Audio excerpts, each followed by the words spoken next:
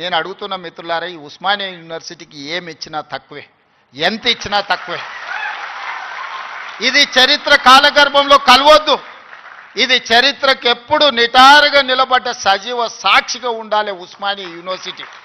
ఏం కావాలనో అడగండి, అడగకపోతే మీ పేదరికమే, అడగకపోతే మీదే పేదరికం.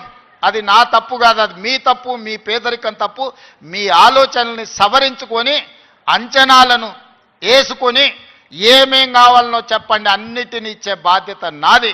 దీన్ని ఒక అద్భుతమైన యూనివర్సిటీగా, ఈ యూనివర్సిటీ లేకపోతే తెలంగాణకు చరిత్రనే లేదు.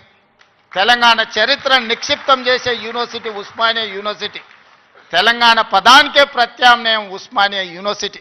అలాంటి తెలంగాణకు ప్రత్యామ్నాయమైన ఉస్మానియా యూనివర్సిటీ, సిద్ధాంతాలకు వేదికైన ఉస్మానియా యూనివర్సిటీ, ఓ గద్దరన్నను, ఓ జార్జి రెడ్డిని ఇచ్చిన ఉస్మానియా యూనివర్సిటీ, ఓ జైపాల్ రెడ్డిని, ఓ పివి నరసింహారావుని ఇచ్చిన ఉస్మానియా యూనివర్సిటీని తెలంగాణ రాష్ట్ర సాధనలో ముందు భాగాన నిలబడి తెలంగాణ సాధించిన ఉస్మానియా యూనివర్సిటీని ఇలా గాలికి వదిలేయడం బాధ్యతను ఒకసారి ఆలోచన చేయండి.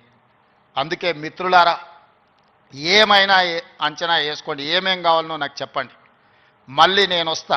ఠాగూర్ ఆడిటోరియం కాదు, ఠాగూర్ ఆడిటోరియం కాదు. మా వీసీ గారికి, మా పోలీస్ సిబ్బందికి చెప్తున్నా, ఆ ఎల్ల నేను వచ్చిన రోజు క్యాంపస్ లోపల ఒక్క పోలీసు కూడా పెట్టకండి. ఏ విద్యార్థులు ఏ నిరసన అయినా తెలపనియండి, నిరసన తెలిపే స్వేచ్ఛ కూడా వాళ్ళకి ఇద్దాం. ఆర్ట్స్ కాలేజ్ ముందు మీటింగ్ పెడతా, మీకు కావలసిన 100 కోట్ల నిధులు ఇస్తా. మళ్ళీ మీటింగ్ ఆర్ట్స్ కాలేజ్ దగ్గరనే.